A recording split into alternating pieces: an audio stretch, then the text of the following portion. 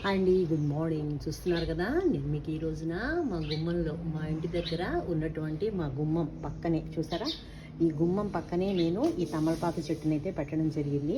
ఒక చిన్న కొమ్మని తీసుకొచ్చి పెట్టాను అనమాట. దీన్ని చిన్న కొమ్మని ఈ తొట్టులో అలా గుచ్చానంటే, అయితే వర్షాకాలంలోనే గుచ్చానండి. మంచిగా వర్షాలు పడుతున్నప్పుడు చూడండి ఎంత బాగా గ్రోత్ అయితే వచ్చేసిందో.